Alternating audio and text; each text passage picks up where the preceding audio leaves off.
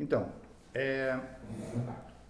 essa aula, em certa medida, é uma, digamos, transposição do que seria um trabalho recente feito por nós, né, que é um artigo, né, para esse dossiê da Vibrant que João falou, para discutir questões específicas sobre território entre os Caiobá e Mato Grosso do Sul e fazer de alguma maneira uma argumentação a partir de algumas preocupações que praticamente nos norteou ao longo de muitos anos nossos trabalhos de campo entre esses indígenas, como o João estava falando, com relação a doutorado, mestrado e graduação no meu caso, e doutorado na Alexandra, onde a temática de território foi sempre bastante presente. Não apenas, obviamente, do ponto de vista etnográfico, mas também preocupações de ordem teórica, né?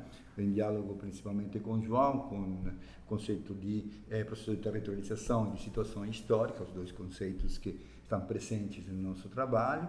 Como ponto de partida, a gente enveredou para uma série de questões que a gente vai tratar aqui. E, Rafael, deixa eu começar. E então vamos estruturar um pouco a nossa apresentação, esperando de não extrapolar uma hora de aula. Vamos ver como é que vai dar. E essas aqui são as questões que vamos colocar. Então, a primeira é uma introdução, né, que é uma questão mais teórica, né, sobre os processos de dominialização e construção de territórios. Essa categoria de dominialização é justamente a que estamos elaborando nesse momento, bem fresquinha, no sentido de que é introduzida justamente nesse artigo pela primeira vez e faz parte de um processo de análise bem mais longo que vamos um pouco explicitar ao longo dessas nossas falas, né? Depois dessa introdução teórica, né, vamos apresentar sobre as situações históricas e configuração de contextos socioecológicos territoriais, né? Isso aí é uma parte que a Alexandra vai um pouco expor. E na sequência vamos entrar já, digamos assim, em aspectos mais de ordem ético, moral e religioso, né, com processos cosmológicos e a construção, a busca, né, de um bom viver por parte desses indígenas, que é uma coisa bem marcante, principalmente no que diz respeito à luta pela terra, né, uma característica bem peculiar desse grupo, que até mesmo com perseguições, com forte violência sofrida, né, a necessidade de buscar o equilíbrio do mundo, para eles é primordial, fundamental, né, para a reprodução de qualquer tipo de vida doméstica, política, né, e territorial, nesses espaços lá de Mato Grosso do Sul.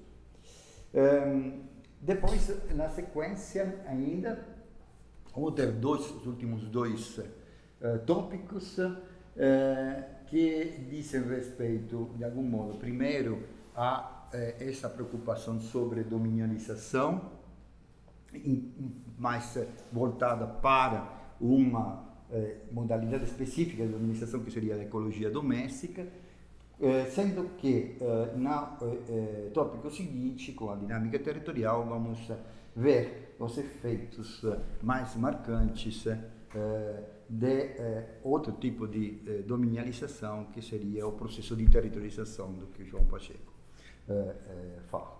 Né? Então, isso é um pouco a estrutura das nossas falas, né? O roteiro das nossas falas, e eu vou começar com a introdução, com algumas questões de ordem teórica e um pouco explicitar o que entendemos com essas categorias que foram aqui colocadas. Né? Então, o Marcel Mauss, um dos trabalhos que eu acho mais brilhante dele, que é os estudos sobre morfologia social, né, feito a partir da sua única monografia, né, que é sobre as variações estacionais dos esquimós, ele introduz essa categoria de morfologia social para se contrapor aos antropogeógrafos da época, estamos falando no comecinho do século XX, tentando desmontar um pouco um determinismo material, né, a partir das características do solo, em definir as formas, né, em que uma determinada sociedade se organizaria no espaço. O trabalho de Mossa é uma coisa bem importante, justamente para mostrar as características de vários aspectos, né, da vida social de um determinado grupo, e como esses aspectos sociais eles são fundamentais em produzir diversidade a partir de um contexto ecológico, material, digamos, semelhante. Você pode ter uma variedade de organizações justamente expressadas por esses grupos. Ocorre, contudo, que o CMOS, felizmente, se contrapõe a um certo tipo de determinismo, não nos explica o porquê, nesses contextos, com esse tipo de materialidade, essa diversidade ela surge. Isto é, a própria estudo da morfologia social é extraído de outros aspectos, né, que são fundamentais do ponto de vista histórico de relações entre vários tipos de grupos sociais, não nos permite entender como é construído um determinado espaço territorial enquanto território, né? Isto é, não nos permite de entender a territorialidade não pode ser vista como uma expressão simplesmente do que seria essa morfologia social.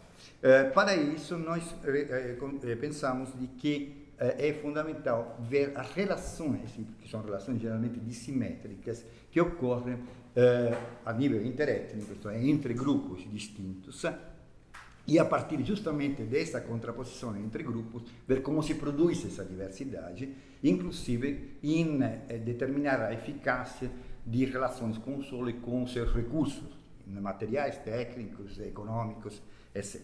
Tá? E para fazer esse tipo de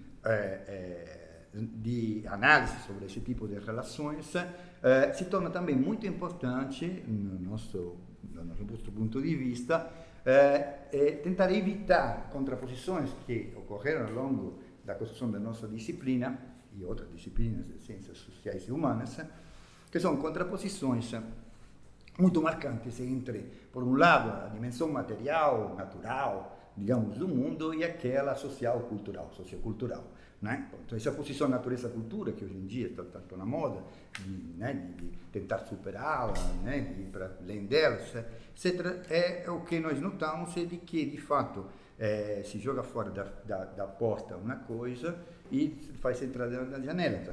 No sentido de que essas contraposições continuam permanecendo, na maior parte dos casos, né? E as lições, por exemplo, de Ingrid, né, ultimamente tentando superar essas dicotomias, elas, na verdade, acabam sendo muito pouco escutadas. Então, nós, mais do que com Ingrid, recuperando algumas posições bem mais antigas de Frederic Barth, buscamos ver de que não podemos separar, né, a sociedade do contexto ecológico, e não pensamos que deva ser feita uma relação dialética, no sentido de que estudar primeiro a sociedade e ver como impacta sobre esse contexto, e nem ao contrário, ver como o contexto ecológico influenciaria a sociedade, né? Superando, de fato, essa distinção entre natureza e cultura, cioè reunindo todas dentro do mesmo horizonte ontológico, tentar entender como se concatenam fatores materiais e de outra ordem, como se eles fossem, como de fato são, elementos que têm uma certa continuidade nas ações concretas. Então, dentro de uma dimensão processual, você vai ter, obviamente, concatenações de ações simbólicas, de ações sobre a matéria, né? E não é oportuno separá-las, né? Em duas análises distintas. Tá? Então, para, obviamente, fazer esse tipo de análise sem fazer esse tipo de separação, dois conceitos são fundamentais. Primeiro, aquele de situação histórica que o João coloca, para mostrar como em um determinado momento histórico, você, a partir de uma abstração analítica, pode ver quais são as relações de poder né, que essa situação histórica nos permite de aprender.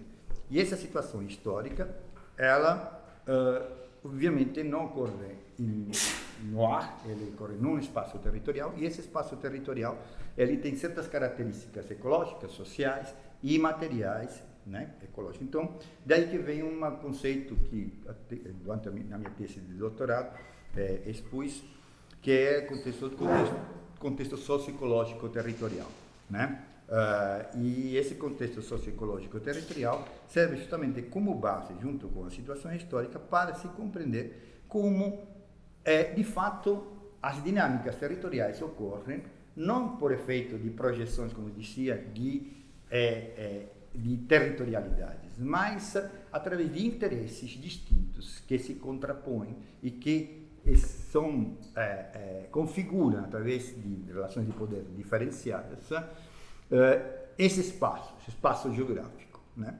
Então, essas ações e essas intenções são aqui rotuladas de processos de dominialização. O que quer dizer dominialização? Porque não dominação, né? Que seria muito mais claro dentro de uma tradição de estudos sobre estudos de dominação, né? De origem weberiana. Não, aqui nós queremos salientar não é simplesmente dominação, mas é a construção de espaços dominiais. A ideia é de pensar de que todo ser, não apenas humanos, também não humanos, tende, obviamente, a agir no ambiente que lhe pertence, buscando se aparelhar para, obviamente, ter uma dinâmica dentro desse espaço, né? E tentar controlar esse espaço. Então, dois tipos de dominializações são aquelas que nós estamos aqui focando. Uma primeira dominialização seria aquela exercida pelo Estado, através da territorialização dos indígenas, isto é, tentar colocá-los em espaços bem delimitados, as reservas indígenas antigamente, as terras indígenas hoje em dia, né, no caso específico sobre indígenas, e também, através dessa ação, liberar espaço para a colonização e, portanto, propriedades privadas, fazendas, cidades, transformar um espaço geográfico em função dessas intenções que vêm desse tipo de processo. Mas como o João Pacheco, presente, coloca, o processo de territorialização não é de mão única.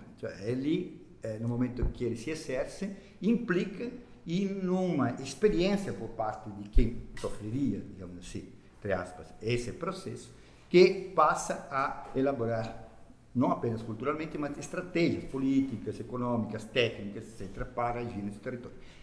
E aqui nós vamos dar essa ênfase, como normalmente se dá muita ênfase à dimensão do Estado, etc., sobre, a partir do conceito de territorialização, nós vamos tentar, principalmente, mapear e tentar entender como os Caiová, eles constroem, digamos, suas ações cotidianas, políticas, de construção de comunidades políticas locais, através do que aqui é definido como ecologia doméstica, ecologia dos grupos domésticos, né? Então, essa ecologia dos grupos domésticos, ela não diz respeito unicamente a mato, rios, campos naturais, etc., mas diz respeito também à presença dos brancos, à presença das cidades, à presença dos lixões, à presença de toda uma série de elementos materiais e não materiais que estão presentes nesse espaço geográfico, e eles são constitutivos da construção da cotidianidade, da mobilidade, do modo de entender o território por parte indígenas, e isso é um processo de longa duração, que é construído a partir de um processo histórico que remete a pelo menos 3 séculos de história. Estou falando sobre os Caiová lá em Mato Grosso do Sul, né? Então, o grupo doméstico, ele é uma coisa extremamente importante para nós. Quando falamos de grupo doméstico, são 3 gerações, e nós apoiamos principalmente em um autor, e eu vou passar a palavra agora para a Alexandra, que ela vai um pouco falar sobre justamente essas características do grupo doméstico e do autor sobre o qual nos apoiamos. Então, o Richard Wilk, né, que é esse autor americano que o Fábio está falando, ele fez pesquisa entre os Kessi Maia, no Belize, e um povo, né, de fala maia. E a constatação dele é que o grupo doméstico, né, em inglês household, formado por 3 gerações, de base em parentesco, é um grupo fundamentado na cooperação. E o que o Will constatava é que isso era uma unidade sociológica fundamental para entender o SCEF,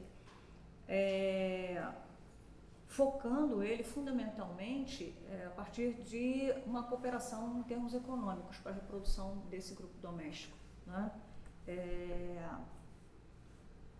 E ele vai propor, portanto, que, com base nas observações dele de campo, que essa cooperação não se dava exclusivamente dentro de um grupo que residia sob um único teto, né? Que tradicionalmente na literatura é o modo como é definida a household.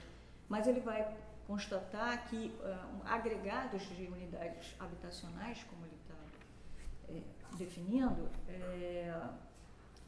são também consideradas como a household, esse grupo doméstico. E aí o grande interesse que ele vai propor, né, do ponto de vista teórico, é como que esses grupos domésticos eles podem estar desenvolvendo atividades em sentido dessa cooperação, atividades muito semelhantes em termos técnicos ou muito variadas.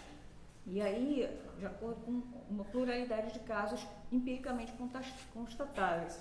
Ele vai definir, portanto, a household do grupo doméstico como agregado, né, flexível ou rígido. Rígido no caso em que essas atividades serão desenvolvidas de um modo muito semelhante por todos os membros desse grupo, né, ou, ao contrário, a partir de atividades bastante diversificadas. E a nossa percepção, quando a gente teve, né, como o próprio João falou, ao longo das pesquisas de campo nossa, aqui para os trabalhos do museu, é como essa organização entre os Kaiowá também, ela era fundamental para se entender, e existe uma categoria alternativa para definir esse grupo, que é o TEI. O que nós fizemos foi perceber que essa cooperação ela não deve ser vista exclusivamente de um ponto de vista econômico, mas também como se dá uma divisão de tarefas de socialização e em termos emocionais afetivos dentro do grupo doméstico, né, do TEI no caso. Então, é um autor bastante relevante para auxiliar a gente a pensar a organização social entre os Kaiowá. E aí, um parêntese muito rápido, a gente vai estar focando nessa aula entre os Kaiowá, mas assim, tem um outro grupo também, um outro de fala guarani, vizinho aos Kaiowá, que são os Andeva, né? Com pouquíssimas relações de casamento entre eles, mas assim, tem uma divisão física que mais ou menos funciona, que é um grande rio no extremo sul de Mato Grosso do Sul, que é o rio Iguatemi, com os Inhandeva situados na margem direita do Iguatemi, né? Mas com todo um processo que a gente vai ver aqui de territorialização, que eu vou passar a falar na sequência, a criação de reservas pelo SPI acabou colocando, em alguns casos, Kaiowá e Inhandeva em proximidade física, o que não quer dizer que tenha produzido também uma proximidade de relações sociais e de casamento. Ocorrendo sim, mas não numa proporção muito significativa. Bom, com isso a gente passa ao primeiro tópico que o Fábio tinha anunciado, que é um pouco uma contextualização histórica, não é uma pretensão, né, de dar de exaurir, ficar aqui bem breve, mas uma contextualização mais para estar situando mesmo as situações históricas que o Fábio referiu, né, o conceito cunhado aí pelo João Pacheco de Oliveira. Então vamos um pouco fazer esse recorrido. Bom, se a gente vai consultar as fontes, a gente, e esse é um mapa do reconhecido pesquisador, né, Bartholomew Meliard, ele apresentou esse mapa aí para contextualizar fisicamente a presença dos 3 grupos que no Brasil são de fala guarani, né? Os Kaiowá, os Nhandeva, como eu estava falando, e os Ngriá, tá? A gente percebe ali um pouco, e quem acompanha até discussões mais atuais de conflito de terra tem percebido muito uma referência a Rio Grande do Sul, Santa Catarina, onde estão os Ngriá, né? Mas e o litoral do Rio de Janeiro e em alguns locais de São Paulo, o Xadem e o Nimandaju tinham, né, um pouco também marcada essa presença. Kaiowá, no Brasil e Mato Grosso do Sul, né? Historicamente, as fontes reconstituem que os Itatim, como sendo os antepassados, você vai encontrar nas fontes muito mais uma referência aos Itatim, né, que seriam hoje os Kaiowá, do lado brasileiro, e do lado paraguaio, obviamente, aí lembrando que a fronteira entre o Brasil e o Paraguai se define só na metade do século XIX, portanto, muito tardiamente, se a gente vai pensar em termos cronológicos, né? Então, do lado brasileiro, Mato Grosso do Sul, que era uma região antes, né, do Estado Nacional do que hoje é o Paraguai, e do lado paraguaio ele se definindo como Paintão Iterã, né? Os Kaiowá no Brasil também acabam se definindo como Paintão Iterã. Kaiowá é uma denominação já não indígena, mas que hoje em dia ela encontra uma aceitação por parte, né, dos Kaiowá. E enquanto que os Nhandevas se definem como Guarani, né? Localmente, no Mato Grosso do Sul, você vai encontrar essa auto-identificação também. Mato Grosso do Sul, e depois a gente vai encontrar alguns grupos Nhandeva que foram em direção ao Paraná. Rubem Tomás de Almeida acabou desenvolvendo vários estudos em algumas aldeias lá por conta da criação da hidrelétrica, né, de Itaipu, que encontrou esses grupos Nhandeva, também chamado Tiripá, nesse espaço. Então esse mapa é um pouco essa tentativa de localização. E pode passar, por favor, para o próximo. Um pouco antes da gente chegar, são dados populacionais muito pouco sistematizados hoje.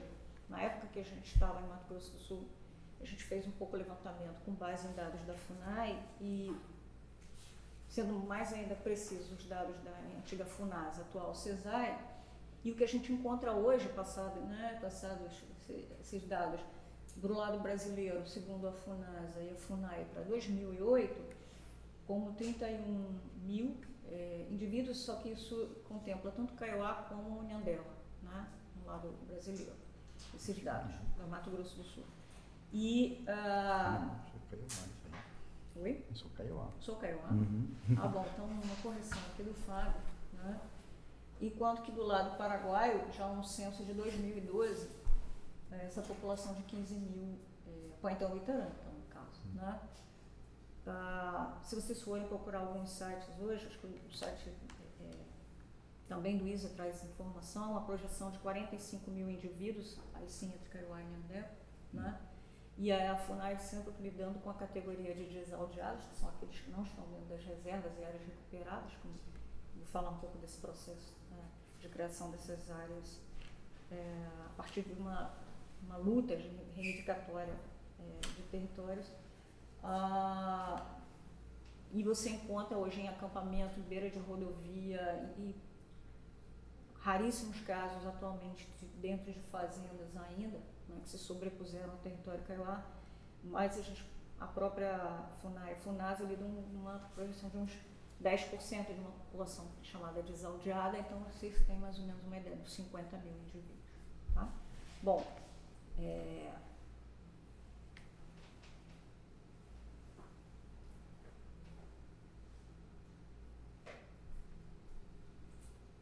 eu acho que antes da gente focar nesse mapa, até chegar a ele, é importante fazer justamente o retraçamento aqui. Isso que o João acabou analisando a partir do conceito de processo de territorialização. Né? Se a gente vai retraçar um histórico, né, dessa presença kaiowá nesse espaço que hoje é o Mato Grosso do Sul, e mais especificamente o sul do Mato Grosso do Sul, né, a gente vai perceber uma descrição das fontes jesuíticas, né, do século XVI, não só essas fontes jesuíticas, mas também estudos arqueológicos. Né, é importante também, eles trazem dados importantes para serem considerados, e o que é fundamental é perceber que essa presença kaiowá no território, ela é sempre descrita de um modo muito difuso. Né? Não é fundada numa nucleação dos grupos domésticos, digamos assim. É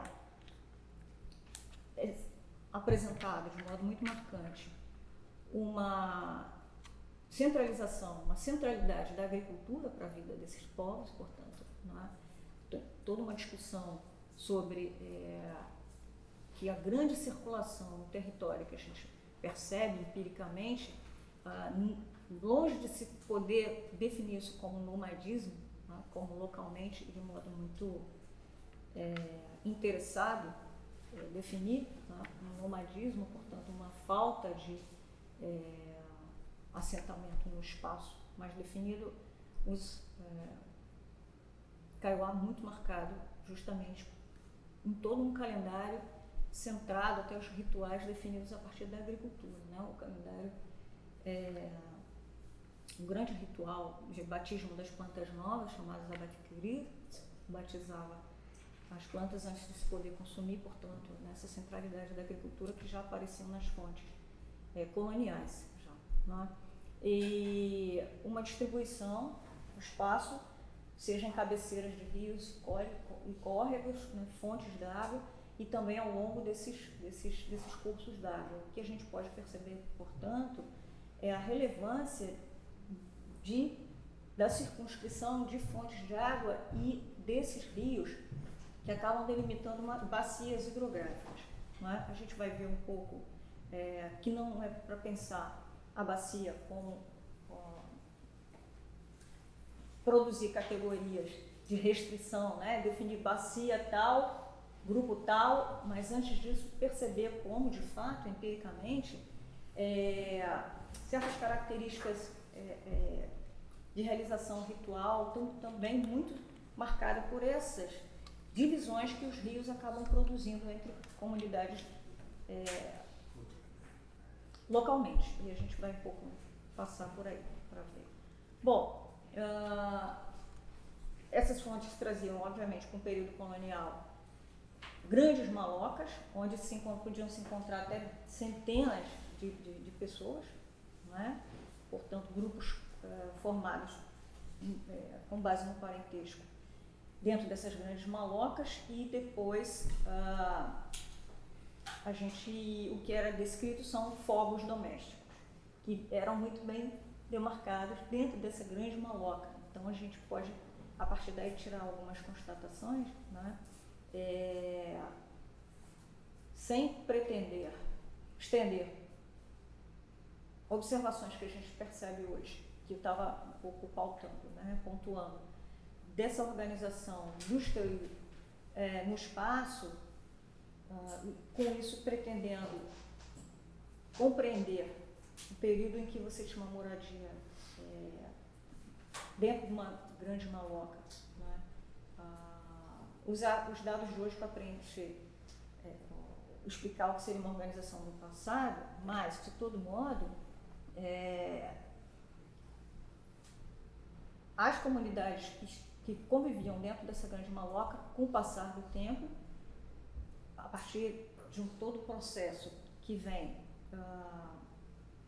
definido a partir da Guerra do Paraguai, como eu dizia, que define essas fronteiras, e chega localmente provedor da comissão que vai demarcar os limites, chamado Tomás Laranjeira, e ele se une com um grupo local politicamente, o governador do então estado de Mato Grosso, e cria uma grande companhia extrativista de erva mate, quase todo o território de exploração dessa companhia, chamada Mate Laranjeira, incidindo no território Kaiowá, né? e também Mandela. Bom, os índios começam a ser envolvidos dentro da exploração dos ervais, né? Sob jurisdição da Mate Laranjeira, mas com prepostos ditos paraguaios, né? Que falavam a língua e podiam, portanto, dialogar com os índios. E vai se produzindo, no que a gente percebe, um avanço de pequenas unidades habitacionais que eram construídas à medida que se trabalhava na erva. Então, essa grande maloca, e depois a gente vai ver uma imagem, não é que houve uma transmutação, uma transformação imediata, porque vocês veem isso aí, ó, a grande maloca, mas lá no fundo você já vê uma maloca pequena, né? Então, e depois aqui essa divisão interna que mais ou menos vai definir os grupos, os fogos domésticos, né? Que a gente pensa, obviamente, em termos de famílias conjugais que constituíram essa grande comunidade. Isso aí é uma prancha, uma gravura do final do século XIX, né? Portanto, justamente no período de atuação da Mate Laranjeira. Bom,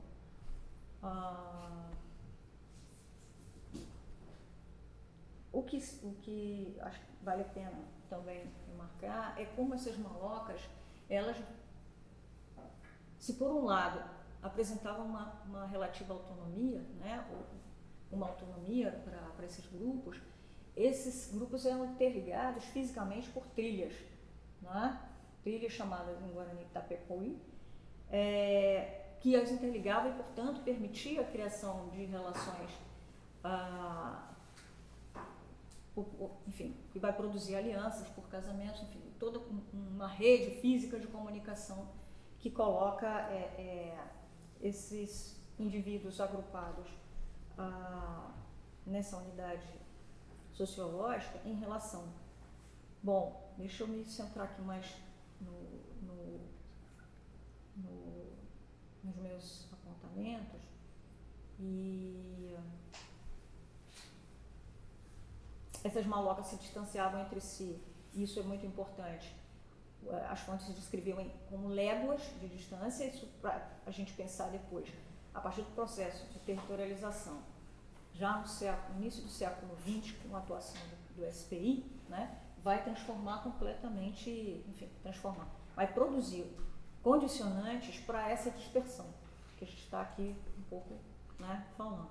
O SPI cria, entre 1915 e 1928, 8 reservas de terra, né, para agregar o que eles estavam, como agentes, né, indigenistas, definindo uma falta de uma aldeia para os Kaiowá e os Nhandeva, e, portanto, esse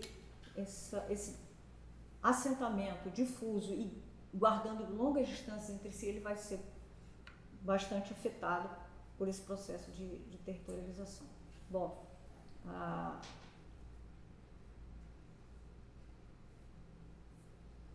com isso, o que a gente consegue perceber? Que essa morfologia social que o Fábio estava descrevendo, né, ela consegue se desenvolver durante séculos até meados do século XIX. Né? E mesmo a presença da companhia da Mate Laranjeira, ela não interferiu fundamentalmente nisso, porque os índios serviam de mão de obra, se engajavam muito intensamente nessa exploração, mas era um território de ocupação em que a companhia não produziu cerceamento. Né? Bom, aí a gente chega no século XX, como eu falei, e a atuação do SPI criando essas condicionantes aí sim muito marcadas. Né?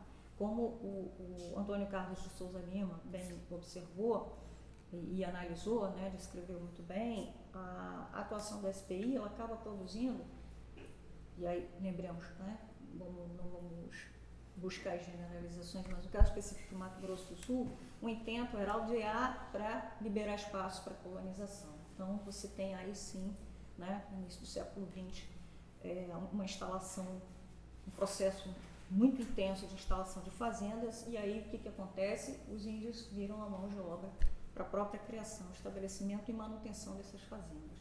Tá? Bom, eles, na medida do possível, se mantêm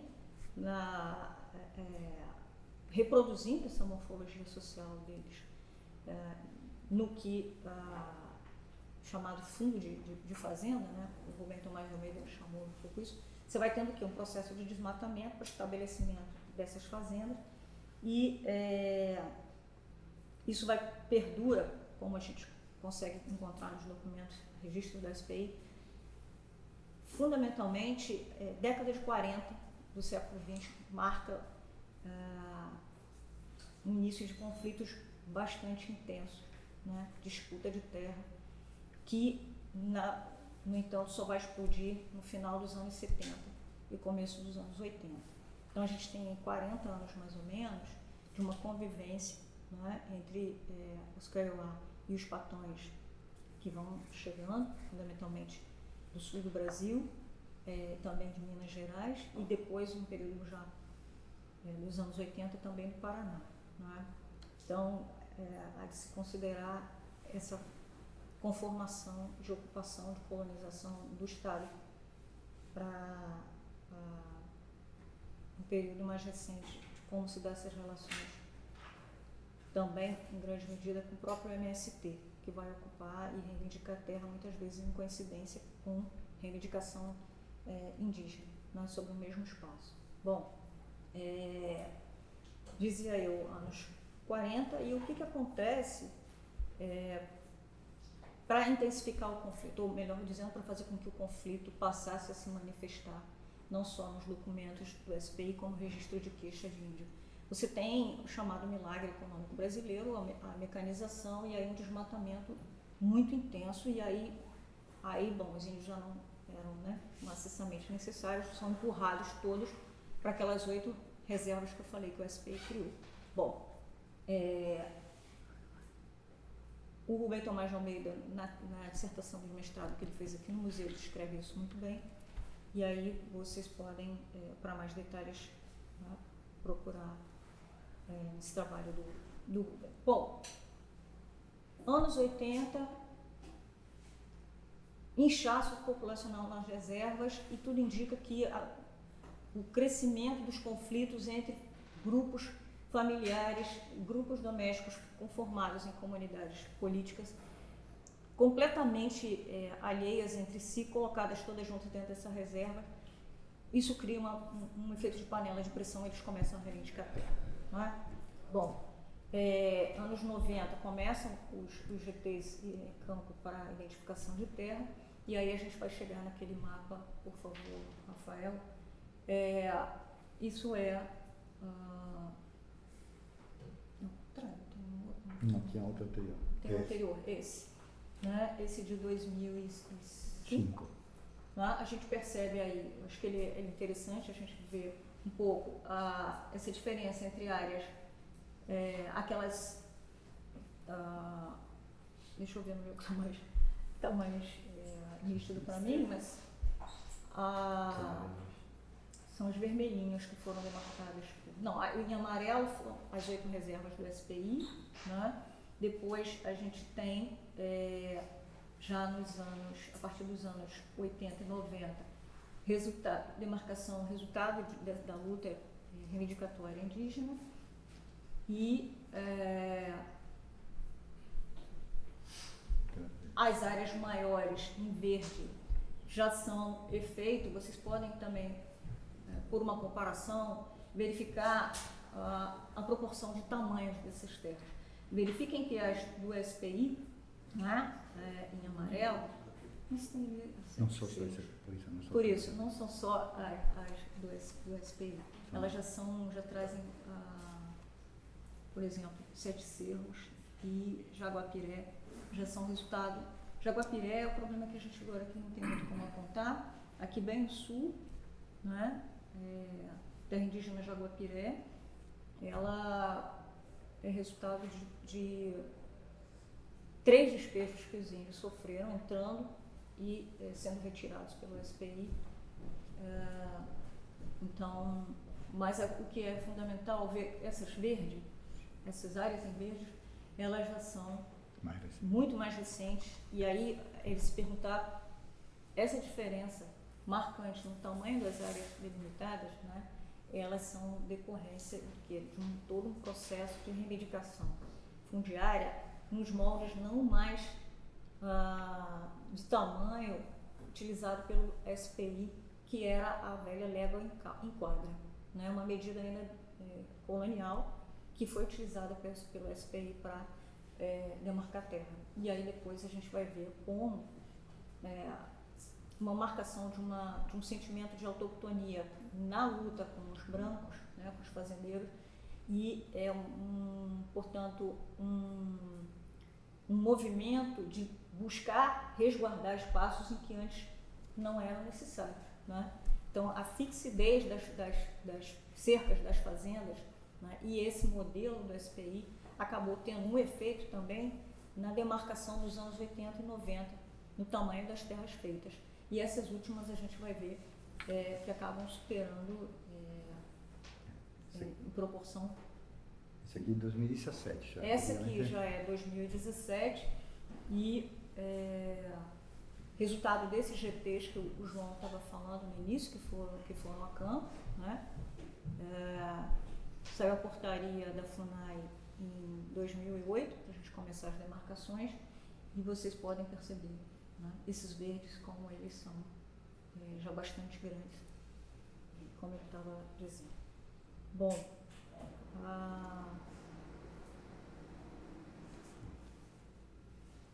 eu acho que o que a gente passando agora, vamos ter também trabalhar isso melhor na última parte, enquanto eu vou estar aqui apresentando o que a gente Fábio definiu como dinâmica territorial, né?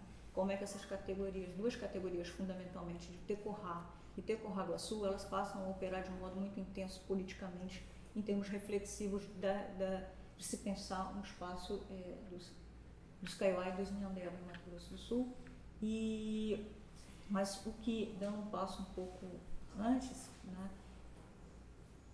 pensar como todos esses contextos socioecológicos territoriais que a gente está aqui um pouco tentando apresentar, e as situações históricas que conformaram, apresentando diferenciais de poder e momentos, né, nessa relação interétnica, os anos 80 marcando, portanto, uma criação de um movimento volumoso de reivindicação de terra, impulsiona que o órgão indigenista também tenha que reagir, né, uma outra situação histórica. Só que, em que medida tudo isso acaba provocando nas reflexões que esses grupos vão fazendo sobre si mesmos e na cosmologia que eles vão construindo? Então, é pensar a cosmologia também e uma tradição de conhecimento sendo construída em processos dinâmicos, né, a partir dessas condições concretas. E aí o Fábio um pouco vai falar agora da cosmologia. Não. Bom, antes de primeiro falar da cosmologia, faltaram duas plantas aqui. É importante considerar que, completando um pouco o que a gente estava falando, de que essas transformações que ocorreram desde a ação da matriz laranjeira até os dias de hoje implicou para que mostrar graficamente o que Alexandre estava descrevendo, né, em transformar isso aqui, que seria as grandes malotes, obviamente aqui não são tão grandes assim, podiam alcançar até 50, 60 metros de comprimento, num período, na fonte colonial se falava inclusive de até 400 pessoas que podiam morar dentro dessa única residência, né? E passando para a próxima planta, a gente vai ver que, na verdade, hoje em dia temos uma diversidade muito grande de formas, né? São todas, obviamente, casas, residências muito reduzidas, onde, obviamente, hoje em dia não vivem mais famílias extensas, mas vivem famílias conjugais, né? Elas são unidades habitacionais, mas que elas estão relacionando, por sua vez, através de trilhas. Isso aí vamos ver mais para frente, né? Isso aqui era simplesmente para vocês terem uma ideia dessa transformação historicamente que ocorreu em termos materiais e também de escolhas residenciais, né? Então, agora sim, vamos parar para a questão cosmológica. Isso aqui também são variedades, mais uma, pronto. Então, como o Alexandre estava falando, processos cosmológicos eles não podem ser vistos como algo que nos permite entender a imanência de certas categorias e como elas se objetivam, né? Nesse caso específico, dentro do que seria um espaço territorial. O processo cosmológico, ele como disse a palavra processo, ele é uma coisa que é construída a partir desses fatores históricos, dessas situações ecológicas e das, obviamente, relações interétnicas, que são, obviamente, relações estabelecidas com uma, digamos, ação do Estado, que, portanto, dominadora, e que implica, obviamente, em hierarquias relacionais que são bastante impactantes no modo em que depois os indígenas constroem suas categorias cosmológicas e de como enfrentar, né, os empecilhos que por eles considerados como tais, né, os constrangimentos, né, que essas ações dominadoras redundam dentro dos espaços territoriais e cotejando, obviamente, condições anteriores a essas pressões neocoloniais, digamos, a partir principalmente das ações depois da demarcação da fronteira com o Paraguai, né, segunda metade do século XIX. Tá? Então, esse processo cosmológico, a gente aqui, obviamente, fez uma explanação em termos históricos e cosmológicos por uma questão de cômodo para apresentar as categorias, mas deve ser visto como algo único, né? Porque, obviamente, esses fatos históricos em sequência implicaram em experiências que levaram a elaborar o que eu vou ilustrar, em certa medida, do ponto de vista de uma cosmovisão dos Kaiowá. Os Kaiowás, eles entendem de que esse movimento do cosmos, ele ocorre a partir de três, digamos assim, espaços, tempos diferentes, relacionados entre si. O espaço-tempo principal é aquele das origens, né? Seria o Aripuí, e que é um espaço fundamental para eles, porque ele serve como ponto de referência de uma situação no tempo e no espaço, em que todas as seres vivos eles eram simetricamente relacionados uns com relação aos outros, todos tinham poderes xamanísticos, que hoje em dia seriam, por nós denominados de animais, seriam seres que decaíram com relação hoje em dia, né, com relação a esses tempos. E, portanto, esse processo que vai do espaço-tempo das origens para o espaço-tempo atual, que seria Aripurá, é um sufixo de futuro. Então, os Kaiowá se entendem o tempo atual como sendo o futuro com relação ao tempo das origens. Então, o ponto de referência é o passado, né, a partir do qual se construi o presente, que seria o Aripurá. Então, o Aripurá, ele se caracteriza justamente por ser um período nesse processo continuado, caracterizado pela impureza, pela instabilidade dentro do que seriam espaços próximos à Terra, na superfície da Terra, e espaços puros e não instáveis, mas rígidos, fixos, que seriam os espaços, os patamares que estão configurados para além de Urandi, que seria a áurea da Terra, né? Eles entendem que a Terra tem uma áurea, para além deles, até o firmamento, seriam os espaços onde atualmente vivem as divindades. As divindades hoje são perfeitas, elas são educadas, elas não são raivosas, elas são o máximo da perfeição, né? E essas divindades são entendidas pelos Kaiowá como sendo nossos Nyandarikris, nossos irmãos mais velhos, né? Tanto que o modelo, de alguma maneira, dessas divindades é o modelo da família extensa que estávamos falando, o grupo doméstico, né? Então tem Ramodius, o papá, que seria o Deus supremo, criador do universo e de si mesmo e de todos os seres, que seria nosso grande avô, primeiro eterno, né? E depois tem Nyanderu, o Nyanderu Vusu, que seria nosso grande pai, e depois tem os gêmeos, né? Sol, Lua, né? Nyanderikei, Paiquará e Jaci, seria a Lua, né? Paiquará, o Sol, Lua. Que seria, obviamente, os irmãos mais velhos com relação à humanidade e com isso configurando etapas distintas dentro desse processo do Aripi, que seriam as fases, primeiro do avô, depois do pai e depois do ciclo do gêmeo. Não vou entrar, obviamente, isso aí que é extremamente rico e detalhado. O que é importante aqui salientar que nesse processo do tempo das origens, tempo e espaço das origens, você tem não apenas a decadência, mas também tem a interrupção do que seria, e aí das simetrias relacionais, entre esse espaço de Uirandi e dos outros patamares, portanto, em uma dimensão diferente, com relação à dimensão que nós vivemos na Terra, e isso ocorre através do fechamento do umbigo da Terra.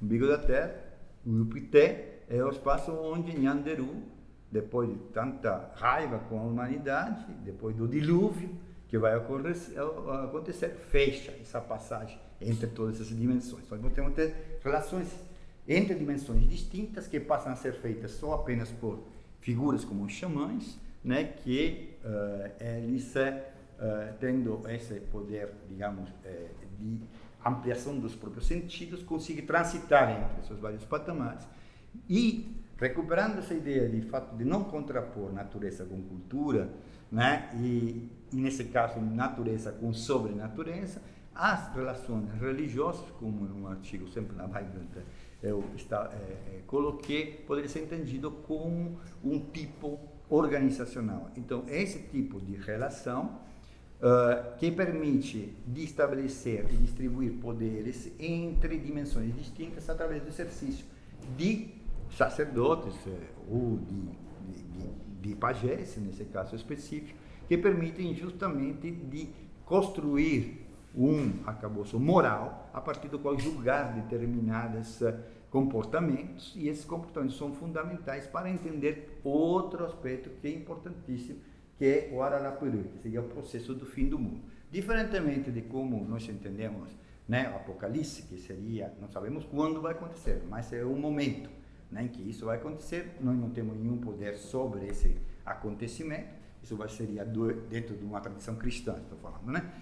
Vai ser Deus que vai definir o momento em que isso vai acontecer. Para os Kaiowá, o Ararapuré é um processo, é ele mesmo, e ele não é que está em sequência ao espaço-tempo atual, ele é já presente nessa fase, já estamos no Ararapuré, isto é, a decadência que ocorreu com relação ao tempo espaço das origens faz com que o tempo atual ele já seja uma primeira etapa do Ararapuré, isso é, em direção à destruição de novo da Terra. Já aconteceram outras duas vezes, o dilúvio, o fogo, né, foram as duas vezes que aconteceram, só que essa vez vai ser a definitiva destruição e vai ter só populações perfeitas vivendo na Terra.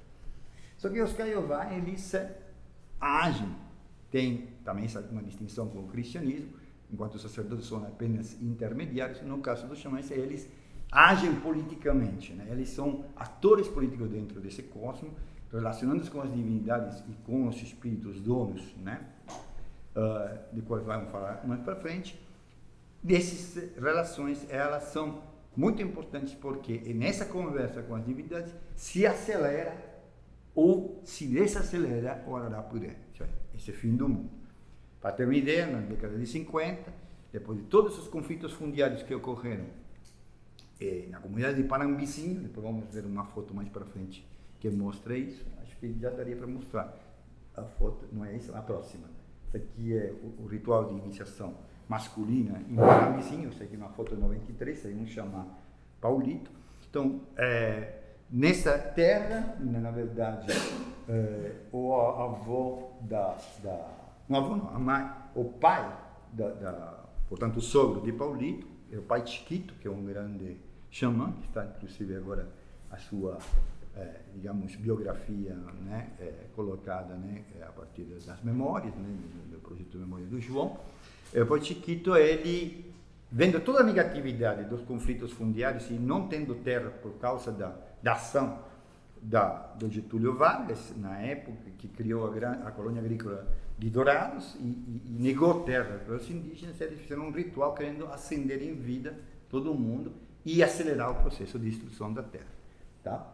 Mas hoje em dia a situação mudou porque na própria concessão dos próprios Caiová e dos xamãs Caiová, principalmente do Atanásio, que é um xamã muito relevante, atuante hoje em dia, se chega a uma concepção, não digo o que, oposta, essa negatividade, ela foi transformada em ação política de reconquista dessa terra. E isso vamos falar mais para frente, mas do ponto de vista cosmológico, isso redunda no fato de que o Araraquara, ele pode ser diminuído e cobrar moralmente das divindades, até que tiver Caiová na terra, e até que esses Caiová, eles tenham as condições, através inclusive da luta, de poder construir um modo de vida, ou te corporar, um modo correto de viver nesses espaços, até esse momento o mundo não vai ser destruído. Então, é um projeto, de alguma maneira, importante, né? E o equilíbrio do mundo depende das ações deles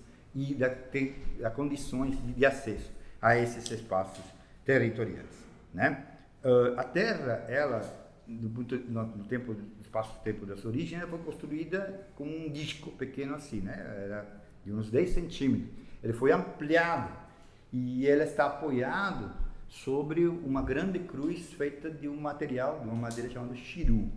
E esse chiru é construído sobre a forma de uma cruz. Então, a cruz, né, Curuçu Nhengatu, Chiru Curuçu Nhengatu, é o espírito dono, cioè o Deus dono da terra. A terra não é propriedade dos Caiová. A terra é de Chiru Curuçu Nhengatu.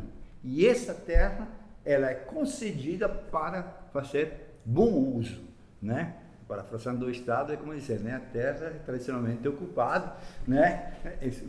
Destinada ao uso dos costumes dos indígenas. Em certa medida, eu vou fazer um paralelismo com isso. Mas, quer dizer, essa cruz, que aqui, por exemplo, é sustentada pelo xamã, e depois tem essas varinhas aí, que são Chiru também, Iviraí, né?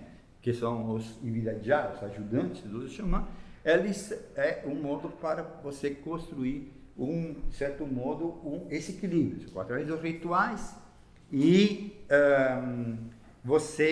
um jogo do que ele chama, e isso é extremamente fundamental, de Jekohá, não é Tekohá, é Jekohá.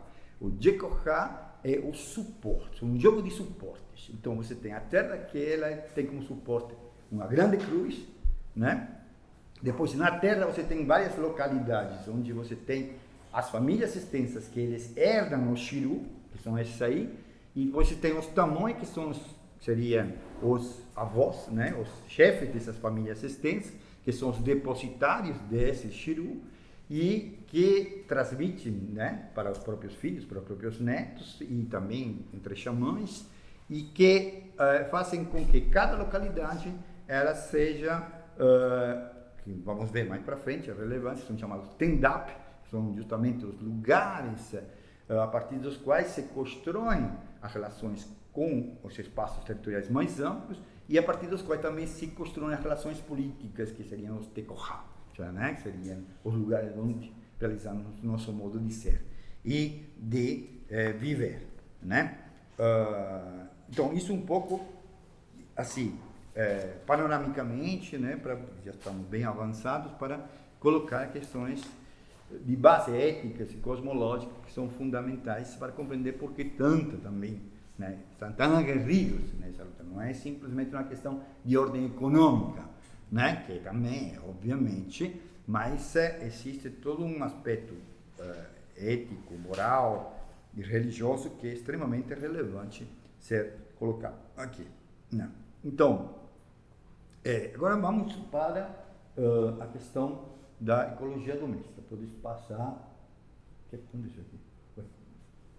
A outra? Esse? Não, não é essa aí. É o Não, anterior. Anterior mesmo? Sim. Tá muito escuro. Não, anterior. Uai. Não, o mais importante não está aparecendo, não? Sim? Não. Depois disso aqui. Caramba, não dá pra ver. Ah, não dá pra ver. Caramba. Uma foto de Isso aí é mais satélite. importante. Bom, isso é uma foto satélite da Google, né? Apagar a luz, será? Você apaga a luz, pode ser que você veja. Só por um instantinho, né? Para poder. Não, esses aí são as rosas, Não, mas. aparecendo. Por que não está aparecendo bem isso aqui? Certo. Não está vendo. Aí, não, essa aqui é uma foto satélite, por que não está aparecendo a outra? Não. Não, tá. A foto de Está satélite. bem um pouco aqui, olha. Olha lá. Pode ter saído do slide. Pode sair da slide, não sei porquê. Mas, bom, tem uma foto satélite aí, mas será muito importante isso aqui. Deixa eu ver aqui. Vai. Não é isso. Tá aí, ó. Por que não tá? Saiu nesse computador. Aqui está. Bom, isso era muito importante. Você quer mostrar uma foto satélite, justamente a distribuição espacial de cada unidade habitacional de uma única grupo doméstico, com os roçados, né, aos arredores de cada unidade habitacional, as trilhas, um córrego, né, e as matas, mostrando justamente o modo de... Tem a palavra roças, mas você uma foto de satélite, Sim. né? E que a gente consegue visualizar graficamente muito bem, né? Um conjunto de habitações e depois toda a espacialização das roçadas ou das roças, né? Deixa eu ver se eu Várias. consigo. E as trilhas desenhadas muito bem. Então, na foto de satélite você consegue, né, visualizar como é que esse assentamento no espaço ele é feito atualmente. Né? De fato, estou tentando um pouco, porque ele vai faria uma descrição em cima disso. Para falar justamente do que? Da ecologia doméstica e da distribuição dos integrantes dos TIs, né, dos grupos domésticos, nas atividades de manutenção do TI. Tu vai precisar do computador? Na sequência, sim. Eita. Tenta lá Mas levar para você. Tenta colocar de novo esse PowerPoint, ver se essa imagem... Enquanto ele tenta, Fábio? Enquanto ele tenta, acho que você podia ir avançando.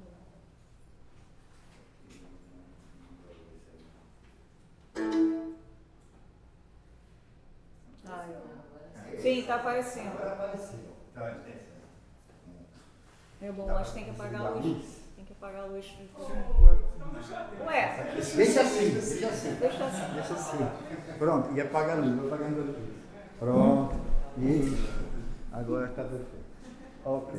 Agora vocês percebem aqui, né?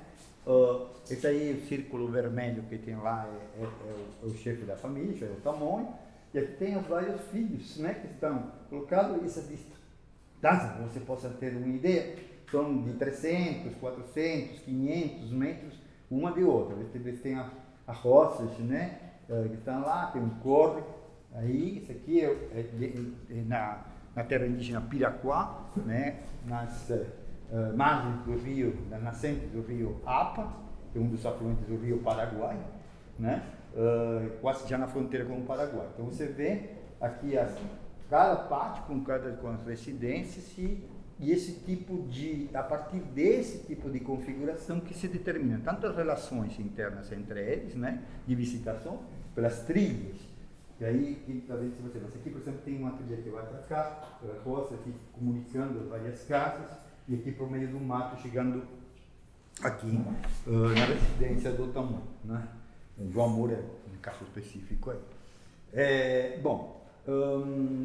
Vamos para frente agora para outra slide, acho que agora dá para usar a apresentação normal. Próximo. Isso. Essa aqui é uma slide mostrando a ecologia doméstica, mas antes de falar aí, tem que fazer uma série de considerações. Tá. Então, como o Alexandre estava colocando, os do ponto de vista se tivéssemos que simplesmente descrever a morfologia social do grupo, com base no que seria, digamos, antecedentes históricos de modo de ocupar o espaço e as tendências que os próprios indígenas têm digamos, situações ideais de ocupar esse espaço, eles tenderiam a ocupar as cabeceiras dos rios principais, depois dos córregos, não apenas as cabeceiras, mas também ao longo desses córregos, porque ao longo desses córregos você vai ter minas de água, e a água é obviamente um fator fundamental de acesso para eles, né? Para uso cotidiano. E obviamente você vai ter um modo de se distribuir um espaço que segue a hidrografia local, né? E essa hidrografia local faz com que, em alguns casos, essas residências elas fiquem muito distantes uma com relação a outra, em outros casos podem estar mais próximas, mas tendencialmente o que antes era um distanciamento entre grandes malocas que permitia a construção de um tecohá, portanto uma comunidade política local, de relacionamento entre parentes desses residentes de cada uma dessas grandes malocas, a gente percebe que até mesmo nessa transformação, esses fogos domésticos que estavam dentro dessas grandes malocas, eles se espalham também. Então, a tendência deles a se espalhar é uma coisa que, em certa medida, antecede, né, essas expressões que vêm por parte da colonização neocolonial que ocorreu no Mato Grosso do Sul a partir do final do século XIX. Né? E essa tendência a gente vê ainda mais marcadamente quando eles ocupam cabeceiras de rio que estão próximos ao asfalto, a rodovias, e a gente não tem uma foto aqui, mas eu não consegui localizá-la, tem os indígenas e tem os sem terra ao longo do asfalto, você vê os sem terra um ao lado do outro, né, formando lá em Mato Grosso do Sul um acampamento bem coladinho um ao lado do outro, e aí os indígenas a 1000 metros de distância, bem distanciado deles, próximo da fonte de água, sempre na beira da rodovia, mas também se distanciando entre eles, dentro do mesmo grupo doméstico, não estou falando entre grupos domésticos. Então, a tendência a se distanciar e de reproduzir o que vimos antes, né, é uma coisa muito importante, essa espacialidade, né, voltada a, digamos, ter uma certa autonomia, sempre, inclusive dentro dos grupos domésticos, entre as unidades habitacionais. Isso não quer dizer que não tenha uma intensidade de relação, porque essa intensidade de relação se dá através de um comportamento muito comum entre os Kaiowá, que na literatura é descrito como o guatá, essas andanças constantes através dessas trilhas, que são os tapepoí, que permitem a integração constante de visitações e revisitações das pessoas. Portanto, andar no meio do mato, no meio do campo, né? Até mesmo para os tapeguaçu, que seriam as rodovias hoje em dia, né? Os indígenas, não sei hoje em dia como está mesmo, mas no período que a gente fazia pesquisa intensivamente, tinha muitos indígenas ainda fazendo 50 quilômetros, né, para visitar parente de uma aldeia ou outra a pé, né? Aí se tem recurso, pegar um carro, se acaba o recurso, não vai com o carro, né?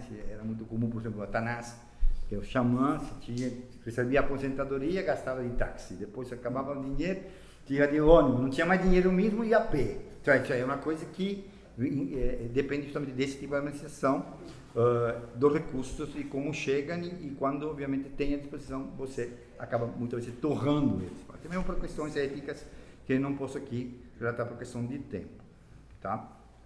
Importante colocar que essa mobilidade que era circunstancialmente vinculada a certas atividades clássicas, entre aspas, vamos colocar como clássicas aqui, que seria atividades de pesca, de caça, de coleta e de agricultura, fazia obviamente que esse tipo de morfologia ela fosse construída em períodos muito longos, de não apenas centenas de anos, mas milhares de anos, né? Porque são um certo tipo de comportamento vinculado a um certo tipo de atividade agrícola e a um certo tipo de dinâmica nesse território. Só que se nós seguirmos, como na introdução teórica estava colocando, precisamos entender como se configura o território unicamente a partir disso, estaríamos pensando unicamente que eles estão reprimidos dentro de reservas miudinhas. Não é bem assim, né? Existe uma articulação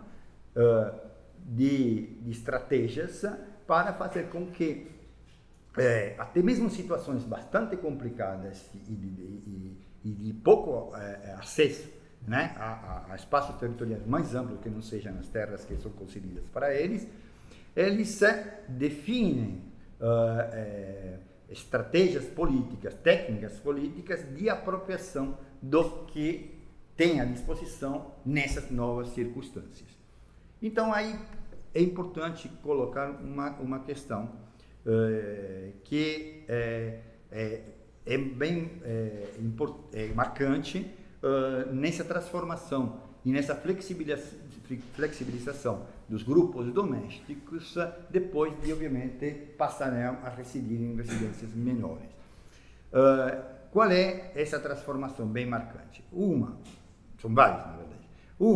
Se antes eram, até a década de 70 praticamente, a atividade principal do ponto de vista dos recursos econômicos conseguidos era a agricultura, hoje em dia não podemos dizer que os Kaiowá eles têm como fonte principal a agricultura. A agricultura ela é extremamente relevante, principalmente pelo ciclo ritual e também pela construção do indivíduo em termos de experiência e de passagem de conhecimentos, mas vista a situação, vista o grande desmatamento, vista as dificuldades de aplicar as técnicas de coivar, visto que não tem mais mato e tem fortes presença de pragas, de pastagens africanas que foram introduzidas ao longo do tempo, aí a gente vai ter uma situação em que esses indígenas eles transformam progressivamente um tipo das suas atividades de prevalentemente produtivas, de produzir seus alimentos,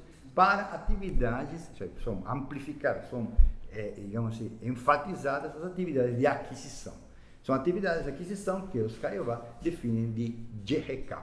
Djeheka vem do verbo reka, que quer dizer pegar, procurar, e um sufixo, né, uma partícula, djere, que quer dizer circular, né? Portanto, Djeheka é procurar, pegar, circulando, né? E esse tipo de ação no território, ela ocorre como ponto de partida, se temos os grupos domésticos, que são esses espaços dessa imagem que não conseguíamos visualizar, a partir do qual se irradia no território. Tem um autor francês, com que eu trabalho muito, trabalho com antropologia da técnica, se chama André Leroy-Gonin, que ele, tentando distinguir o modo de construir esses espaços por parte das populações que são caçadores, coletores e nômades, por um lado, e os agricultores, e também, como chama, criadores intensivos, por outro, ele distingue entre espaços itinerantes, em um caso, e espaços radiantes, outros. São de cidades, são a partir de um centro, e a partir daí seria a radiação em direção ao horizonte, em que você tem a percepção do espaço dessa forma. E enquanto que as experiências de nômades, de caçadores, etc., seriam muito mais vinculadas ao ato de andar, né, de se movimentar no espaço, portanto seriam desenhados e definidas experiências nesses espaços através do movimento. Nós acreditamos de que, na verdade, se teria, nesse caso específico, como os Kaiowá têm uma noção de centro, que é o Djekoha, que é o lugar em que você está apoiado, essa sequência de Djekoha, mas ao mesmo tempo você tem uma andança muito acentuada, nós chegamos um pouco a uma conclusão de que se teria praticamente uma irradiação de itinerância. Você teria, de fato, focos de irradiação, de propagação, de movimentos em direção a cidades, muitas vezes até lixões, para captar materiais e para se relacionar com comerciantes, para ir para fazer atividades temporárias de trabalho que são denominadas de xanga, né, que seriam trabalhos dentro das fazendas. Hoje em dia tem trabalhos mais longos, mais sistemáticos nas usinas de álcool, mas que não deixam de ser temporários. Você tem ida e vinda, essa movimentação pendular, né, em direção às terras indígenas. Então, o que acontece? Qual é a relevância de todo esse tipo de de relação com cidades, digamos, com as usinas de água, com as fazendas e com os comerciantes, é que se sobrepõem, ou melhor, se articulam temporalidades distintas que cada um desses ambientes, desses espaços, beneficia ou disponibiliza para os indígenas, através, obviamente, de técnicas de aquisição, que são técnicas políticas, né, de relacionamento para captar recursos. Então, se por um lado, de modo assim, tradicional ou mais antigo, você definia atividades políticas nessas relações cosmológicas que estava falando, para se relacionar com, por exemplo, o Soojagi, que seria o espírito dono dos animais de caça, e para convencê-lo, envergonhá-lo através de uma reza que se chama Nyembo Etihan, e para convencê-lo politicamente, que seria um Tekomongetá, uma ação técnica, para fazer com que esse espírito dono te conceda um animal, né, para teu alimento, que diz que você subtraía do domínio desse espírito dono esse animal para trazê-lo para teu domínio, né, doméstico. Essa relação, portanto, seria uma passagem do domínio para outro. Então, essa ecologia doméstica versus a mata, ela passa a ser, de certa medida, reproduzida com relação aos brancos.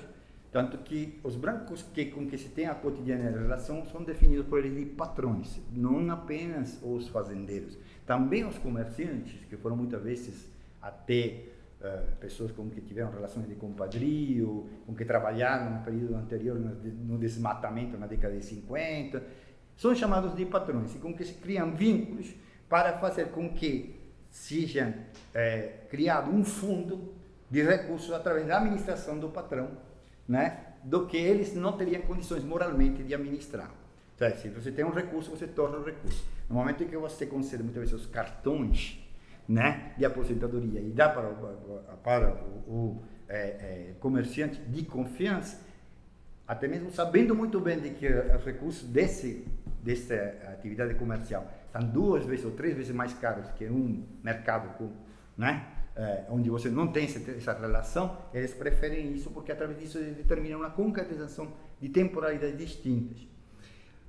Então, quer dizer, você tem uma temporalidade relacionada com as atividades agrícolas, de caça, de coleta, tem os salários que chegam a cada mês, ou a aposentadoria que chega a cada mês, tem os recursos que procedem de digamos assim, parcelamento dos recursos através do comerciante, tem a entrada da xanga, seria trabalhando temporariamente nas fazendas, tem os projetos e tem os benefícios que vêm através das relações com a FUNAI, com a FUNASA, com outros organismos, FUNASA hoje em dia se sai, né, com organismos de Estado, e todo esse tipo de concatenação faz com que eles tenham um fluxo constante de recursos que passam a ser depois distribuídos, não vou detalhar o modo em que são distribuídos, dentro dos grupos domésticos e, mais ampliamente, nas comunidades políticas locais, entre parentes, né, que terão uma certa proximidade, através de uma reciprocidade sempre exigida, né, com base no Tekojoja, que seria justamente esse dar e receber, né, que é uma coisa fundamental para eles. Então, vocês percebem que a morfologia social, ela passa a ser, de algum modo, adaptada, transformada, né, das ênfases de uma coisa e de outra, não é que é transformada radicalmente, não é que a agricultura e a caça, a coleta não sejam relevantes, mas passam a ser associadas com outros recursos dentro de uma mesma, digamos, ação, né, no tempo, né, não é? E esse tipo de comunicação, ela é por eles sublimada, digamos, mais exaltada, através de fatores cosmológicos mais amplos que fazem com que eles distingam 2 esferas cosmológicas, uma que é de competência dos brancos e uma que seria da competência dos indígenas, onde justamente essa dimensão de criação, cioè de produção, está relacionada com o mato, com as madeiras, com os materiais vegetais e origem animal, enquanto que criação de boi em grande escala, etc., e os produtos industriais são relativos ao mundo do branco. Então, eles eticamente não podem produzi-los, mas eles podem coletá-los. cioè eles podem determinar políticas para fazer com que os brancos, subtrair dos brancos esses materiais que eles não podem reproduzir. Isso faz com que o espaço territorial, cioè a geografia local, ela seja extremamente complexa, ela não seja unicamente o resultado de uma relação com o que é suposto mundo natural, é mais que tudo algo que desenha o que eu rotulei de repertório de possibilidades. Cioè, você, dependendo dos constrangimentos que o espaço vai e as relações interétnicas vai definir, você vai ter uma acessibilidade e uma disponibilidade. Você, se não tem as técnicas políticas e práticas para você acessar algum recurso, você pode ter a disponibilidade, mas não ter a acessibilidade. Então, para ter um repertório de possibilidades que efetivamente seja eficaz, você tem que ter ambas as coisas, né? E aí, um pouco concluindo essa questão da ecologia doméstica, uma coisa que nos marcou de modo muito forte foi um conflito que ocorreu em Jaguapiré, que é a terra a seguir. Não falei sobre isso aqui, mas acho que não vai dar tempo, já estão bem avançados aqui na hora. Essa aqui é a terra de Jaguapiré. Você percebe, essa aqui em vermelho, a terra delimitada, são 2.349 hectares, é o lugar que mais trabalhamos nós. É a terra de Tonico Benítez, mais para frente vamos ver também nas fotos. E essa terra aqui ela foi delimitada nos anos 90. No ano 90, em 92, especificamente, foram despejados 3 vezes, como a Alexandra falou, mas a terra deles, de fato, que eles reivindicam é essa terra bem maior. Esse aqui, 2.300, esse aqui vai dar mais de 10.000 hectares, 12.000, e esse aqui são apenas 2.349. O fato é o seguinte, eles não reivindicaram essa terra aqui até, não é que não reivindicaram na época, mas não tinham as condições de delimitá-la dessa forma. Mas eles ficaram quietinhos, ou quase quietinhos, porque esse espaço, embora não estava delimitado, era um espaço que eles consideravam como um espaço inclusivo. Eram fazendas que eles, de alguma maneira, manejavam. Né? Como você se maneja o espírito do dono de mato, tem que ter cuidados e rituais para poder entrar no mato, tá? Eles têm que ter cuidado para também ser poderoso fazendeiro que está ali. Então eles vigiam e estudam o comportamento, como se fosse o comportamento também, muitas vezes de um animal, do fazendeiro. O fazendeiro sábado e domingo vai para a cidade, ele não fica na fazenda, os administradores também, então tem menos vigilância dentro das fazendas. Hoje em dia nem tanto, porque está a situação como está. Mas o que acontece é que eles exploraram esses espaços. Bem, o que aconteceu? Aconteceu que nesse lado aqui, seria Jaguapiré-Mambu, aqui tem a cidade de Itacuru, tem uma estrada que comunica assim aqui, não dá para ver. O sem terra pega e se assenta nesse lugar aqui. E o INCRA entra em acordo com a fazenda que, como tinha pego pasto na terra quando foi delimitada, essa fazenda entra em falência e faz um acordo com o INCRA. E se cria o assentamento aí.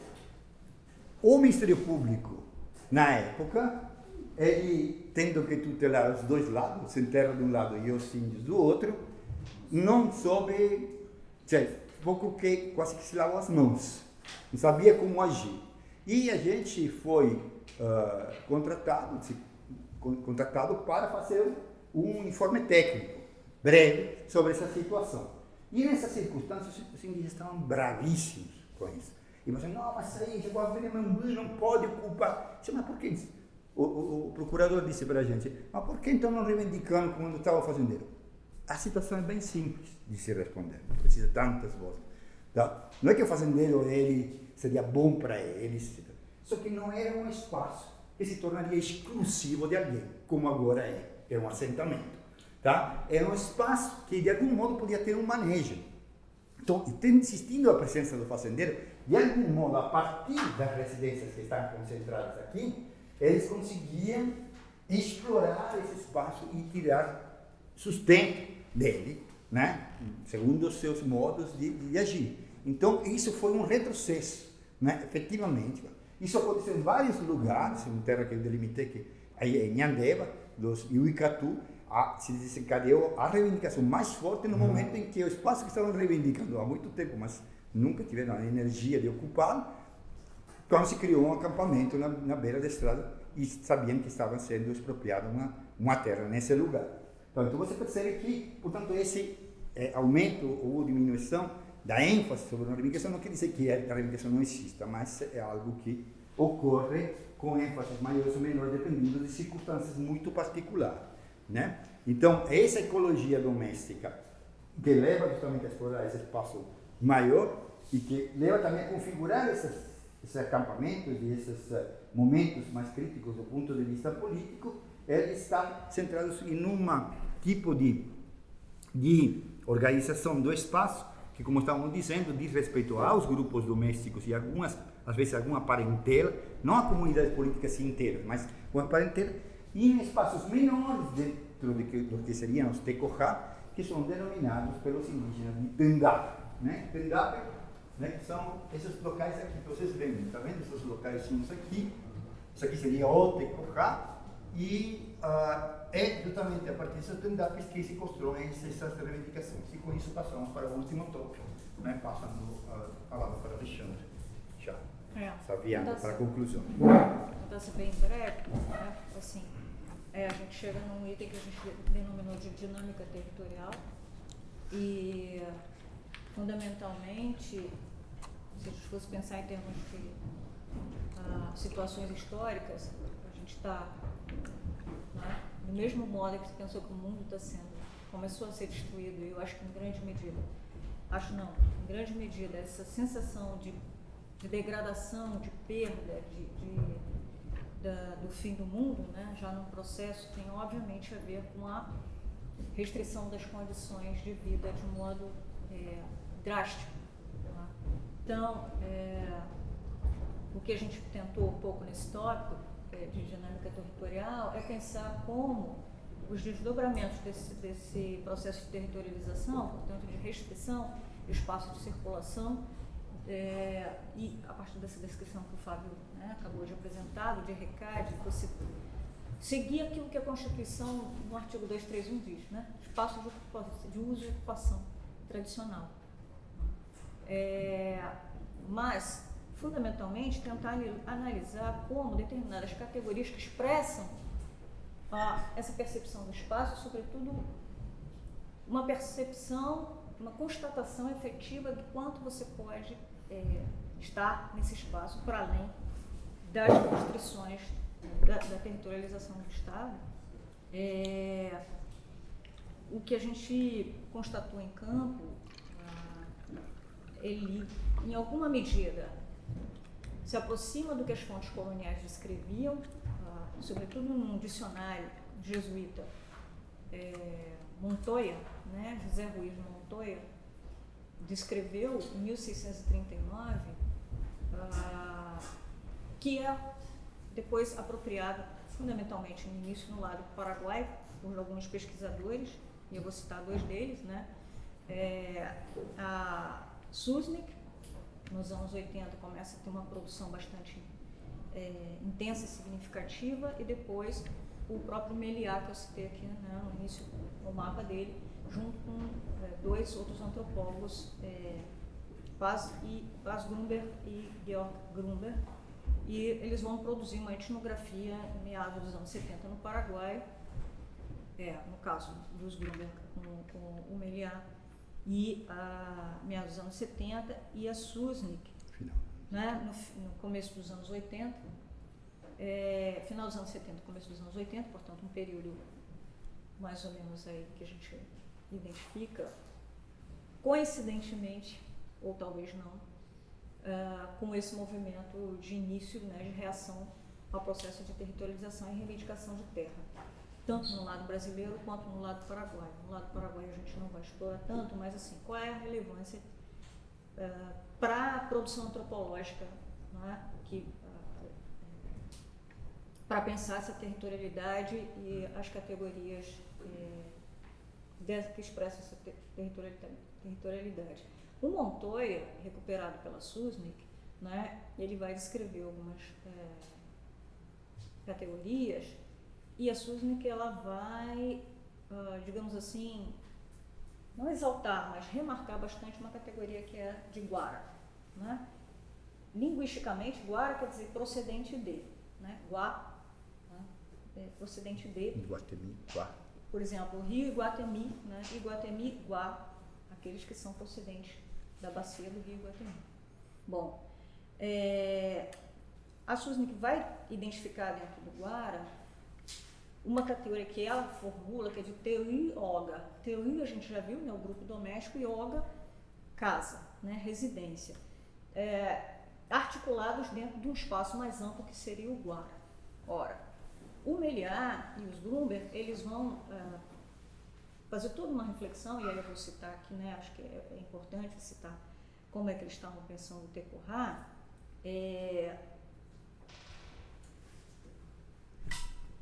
Pensando que, consideremos, meados dos anos 70, os Kaiowá, melhor dizendo, os Paintaveterã, né, no lado do Paraguai, eles ocuparam sempre um espaço com limites bem precisos, né, definidos por rios, arroios, cerros, que seriam, né, montanhas, e dizendo ele que ressaltando o fato de que eles não se deslocavam, né, desses espaços definidos como Tecorá. Bom, então, o trechinho, que é muito curto do trabalho, dessa etnografia que se tornou clássica do Meliá e dos Grumber, né, dos anos de 1976, quando ele foi publicado, então ele dizia assim, está em espanhol, eu estou lendo aqui em português, né, para definir a categoria de Tecorá. Ele diz, o tipo de povoados que as fontes jesuíticas descrevem apresentam notáveis coincidências com os Tecorá, tal como é conhecida através da etnografia moderna. Daí que é possível induzir supostas analogias, inclusive para aqueles aspectos que a documentação histórica não assinalou, né? E ele complementa, justamente eles complementam, dizendo dessa delimitação com as fronteiras bem delimitadas, né, que definiriam o Tecorá. Embora possa variar a composição no tempo, a conformação sociopolítica não se transformaria, e uma ênfase de que os grupos permaneceram até às vezes por séculos sem se deslocar daquele espaço. Ora, eu acho que isso é muito importante quando a gente está pensando justamente em termos desse desenvolvimento dessa ecologia doméstica, para a gente pensar também por que hoje a gente assiste, por um lado, tamanhos de terra, como a gente viu nos mapas, né, muito maiores, e por outro, uma luta que não cessa, não é? Quando a gente foi a campo, percebeu que, para além da categoria de Tecorá, o que era muito explicitado era uma outra categoria, que era de Tendap. Tendap, ou Xerendap, é o meu lugar. Isso refere que a um lugar que cada Teuí, né, coloca como referência de sua origem. Ao longo do tempo, eles foram, o que a gente também percebeu também na pesquisa, vários etnônimos que vão demarcando esse stand-up, que são os espaços, por um lado, de uso, né, e ocupação desses TI, mas aí que está o grande interesse de se pensar teoricamente a partir desses movimentos, dessa dinâmica territorial dessa ecologia doméstica, é como esses vários stand-ups, até no momento que você vai retraçar a genealogia de cada TI, você vai vendo as relações que são definidas através de alianças, fundamentalmente com base no parentesco. Ora, quando a gente vai demarcar terra, né, a grande pergunta é qual o tamanho dessa terra? O tamanho dessa terra não é pré-definido. O João já tinha colocado muito bem no trabalho dele, uma grande dificuldade, um ponto nodal quando a gente vai fazer um laudo, é não partir da ideia de que o território é predado e que o antropólogo vai lá simplesmente, né, plotar no mapa. O que é, assim, imprescindível perceber que a configuração desses territórios tem relação com base numa memória de ocupação que depois tem um ponto de ruptura com a expulsão, mas a continuidade da circulação, como o Fábio estava falando, né, permite com que as experiências elas se mantenham. E se a gente vai tentar definir esse território, não dá para pensar que ele era só antes da expulsão, né? E fundamentalmente com base também em dois fatores, melhor dizendo, nas experiências das gerações atuais, porque muitas vezes os mais velhos que foram expulsos já morreram, mas essa própria transmissão de conhecimentos sobre o território a partir da exploração ou por se falar a respeito dele, nos casos de não se poder ter acesso. Então, nas gerações atuais, considerando o crescimento demográfico e mais ainda, como determinados acontecimentos eles são relevantes ou não para definir por onde esse território vai passar, né? A linha demarcatória desse território. Bom, aí a gente volta aqui para a noção de Tecorrá. Quando você vai pegar os documentos que são enviados pelos índios para a FUNAI, a reivindicação é justamente do Tecorrá. Então, a gente vê uma clara demarcação numa ideia de um espaço que não é o Tendap, sendo sim o Tecorrá. Tá? Então, com isso a gente tira algumas constatações que são fundamentais. Primeiro, a conformação de uma comunidade política que vai definir esse Tecorrá e que se dá justamente na relação entre os diversos Tendap, né? Os diversos TIs que ocupam o Tendap. Então, isso começa, nesse efeito, a desenhar esse território para a gente. Né? E outra é que isso, de algum modo, se cristalizou nas reivindicações, a FUNAI passou a incorporar a ideia de que se demarca Tecorrá, então, a partir dos anos 70, nos anos 80 e 90 já são demarcados Tecorrá, só que isso acaba cristalizando, de novo, uma percepção de restrição. Quando você, novamente, vai ver o percurso no território e essas relações, não dá para você deixar de considerar que isso, né, o Tecorrá se torna algo, de novo, muito abstrato, porque as relações se dão num espaço muito mais amplo do que, como é que eu vou dizer, essas comunidades políticas, elas dizem, por exemplo, eu sou do Tecorrá Poelito, né? Vocês devem ter acompanhado todo, né? Somos todos Kaiowá, foi justamente o Tecorrá Poelito, que resultado de uma identificação de um GT do GT que eu coordenei, mas foi claramente perceptível nesse processo de identificação como, historicamente, você encontrava relações entre a comunidade que hoje reivindica o Tecorrá de Poelito com a comunidade que reivindica um Tecorrá contíguo, né? Que é Mbaracaí. Não sei se vocês conseguem com isso perceber o quanto de arbitrário existe nessas definições, porque, de fato, que você tem um desenvolvimento de atividades, estabelecimento de relações políticas dentro de um território e certas configurações. A gente percebendo isso, né, ficou muito evidente que, para além da categoria de Tecorrá, faz muito mais sentido pensar o que em língua guarani é definido como Tecorrá Guaçu.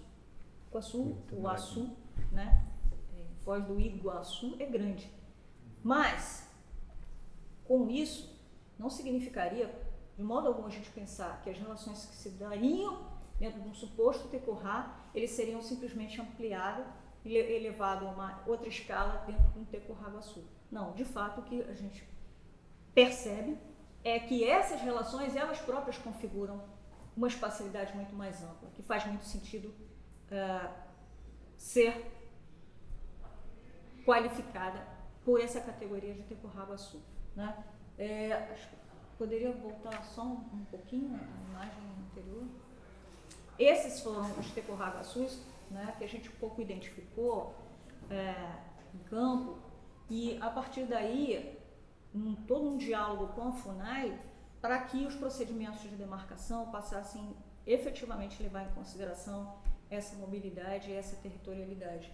Então, são os diversos Tecurá Guaçu, e foram montados GTs de identificação já nessa metodologia de identificação e, portanto, a gente vê uma explicação para o tamanho das áreas reivindicadas, levando em consideração esses espaços muito mais amplos, e também os índios hoje estarem refletindo que eles não estão mais condicionados pelas medidas restritivas e as condicionantes impostas, tanto pelos fazendeiros, mas fundamentalmente também pela medida que está na cabeça de quem está na FUNAI, né? Que continuou operando com a noção de Tecurá e, portanto, buscando sempre, e aí no contexto político atual, eu acho que isso é fundamental da gente levar em consideração, pensando, né, nos procedimentos de demarcação de terra. Bom, era um pouco isso. Se eu esqueci algum detalhe, eu acho que ele vai surgir. Né, Pode voltar um momentinho? Eu acho que é uma coisa importante de frisar é o seguinte, a imagem anterior. Não, anterior não, seguinte, desculpa. A outra, para frente. Ah, bom, sim. Você olha a diferença de tamanho. Esse aqui é uma reserva de 1928, tá? Esse aqui foi em 92, que tem um tamanho um pouquinho maior do que esse, né? Mas é sempre com um modelo.